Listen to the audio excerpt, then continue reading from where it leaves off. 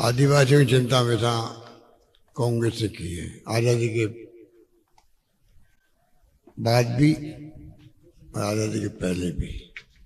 हमेशा आदिवासियों का सम्मान गांधी जी के जमाने से ही होता है। पंडित जवाहरलाल नेहरू हो, सरदार पटेल हो, मौलाना अबुल कलाम आज़ाद हो, और बाद में संविधान बनाया डॉक्टर अम्बेडकर साहब ने। पर अभी जल जंगल जमीन की बात की गई, ये कानून भी जो पास हुआ है, ये भी यूपीए गवर्नमेंट जब बनी तब डॉक्टर मनमोहन सिंह जी प्रधानमंत्री और सोनिया गांधी जी चेयरपर्सन थी यूपीए गवर्नमेंट की।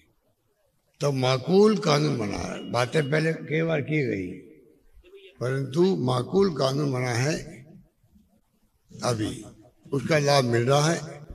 और कहीं कहीं पर कुछ कमियां भी रहती है, हम बार बार वापस सर्वे करवाते हैं। जो छूट गए भाई बहन उनको वापस जमीन मिलती है। तो ये इतने बड़े बड़े फैसले जो किए हैं देश के अंदर, वो भी यूपीए गवर्नमेंट वक्त में हुए। नरेगा लागू हो गया आपके लिए गांवों के अंदर, 100 दिन की गारंटी रोजगार, शिक्षा का अधिकार मिल गया, खाद्य सामग्री का अधिकार, 2 रुपये किलो गेहूं, 3 रुपये किलो चावल पूरे देश के अंदर। ये सब सोनिया गांधी जी ने और मनमोहन सिंह जी ने कानून बना के आपको दिया है। अधिकार आधारित युग की शुरुआत भी यूपी गवर्नमेंट में हुई थी। और ये बात भी आपको मालूम है कि राजीव गांधी प्रधानमंत्री बने थे तो सबसे पहले उन्होंने पूरे देश के जो आदिवासी क्षेत्र हैं, उड़ीसा के हों, मध्य प्रदेश के हों, गुजरात के हों, राजस्थान के हों, उस पर दौरे किए थे। इसके मतलब कि कितना उनको आपके प्रति प्यार है, स्नेह है, विश्वास है, पूरे कांग्रेस को और गांधी परिवार को भी। चुनाव बहुत महत्वपूर्ण है।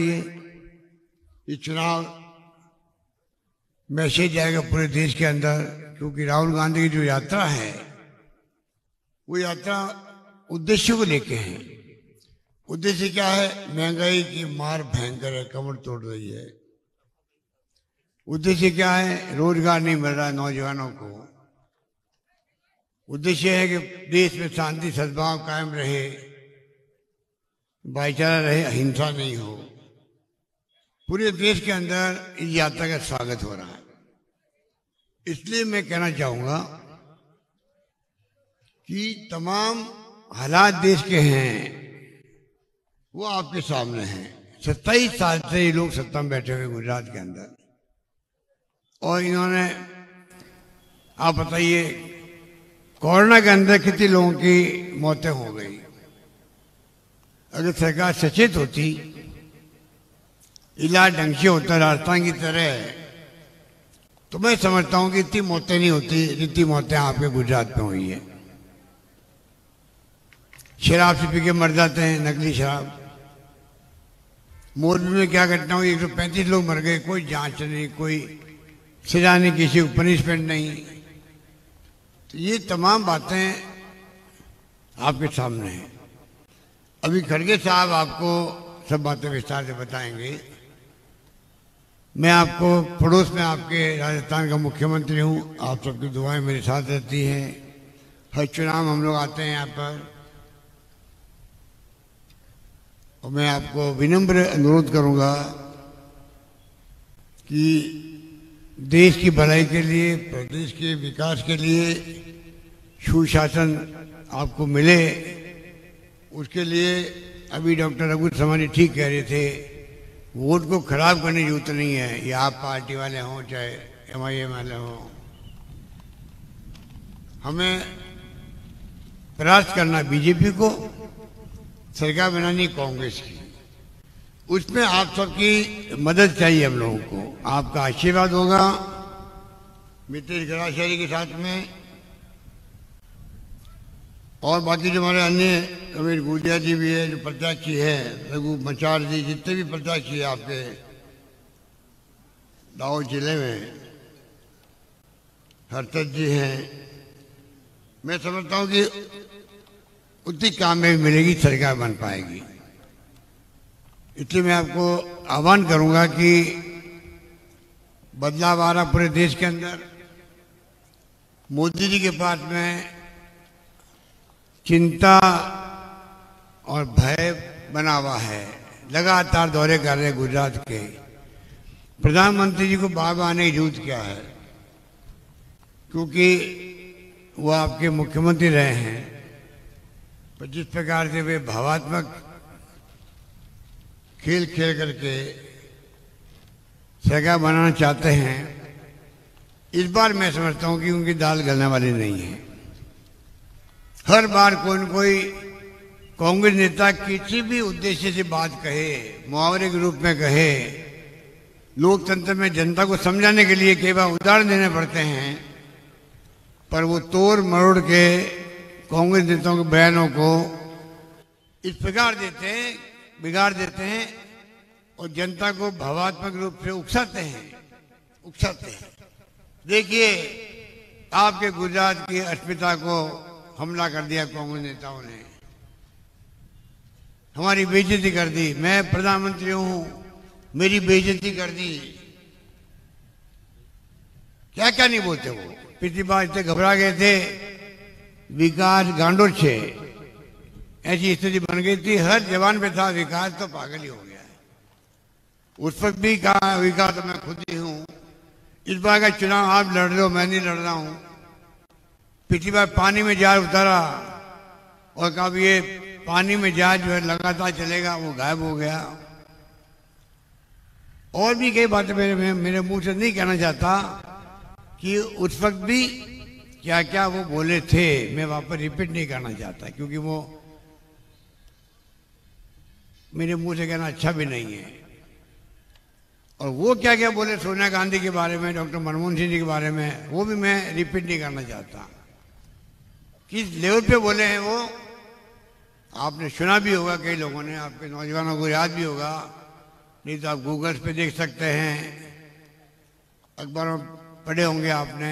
क्या क्या शब्द काम नहीं लिए।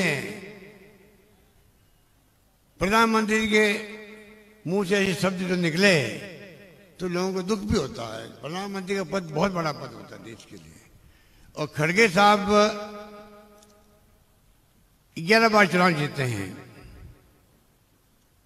9 बार तो असेंबली के, 2 बार लोकसभा के, 1 बार राज्यसभा के। लगातार वर्षों तक रहे मंत्री कर्नाटक के अंदर, केंद्र में नेता प्रतिपक्ष रहे लोकसभा के अंदर, अभी राज्यसभा के नेता प्रतिपक्ष है। तो 12 चुनाव जीत के राज्यसभा समेत।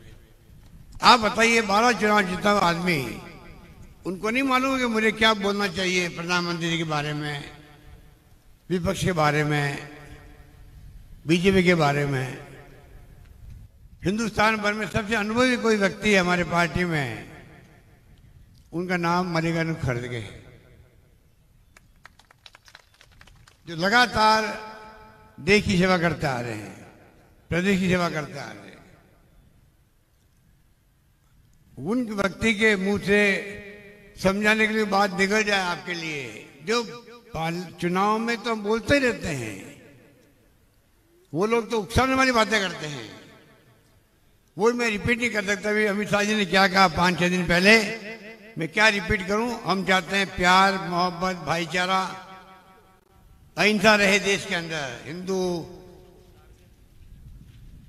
मुस्लिम, सिख, ईसाई, फारसी, जैन कोई हो, आदिवासी हो, दलित वर्ग हो, आप प्रेम सबका रहना चाहिए। ये तो हमारी सोच है। पर जिस पर वो उकसाते हैं, इस बार कोई उकसाने में नहीं आ रहे उनके। बहुत कोशिश कर ली, उनका मुद्दा ही नहीं बन पा रहा कोई। इसलिए वो गांव गांव गली गली में घूमने वाली कहावत है, उस ढंग से प्रधानमंत्री जी घूम रहे हैं।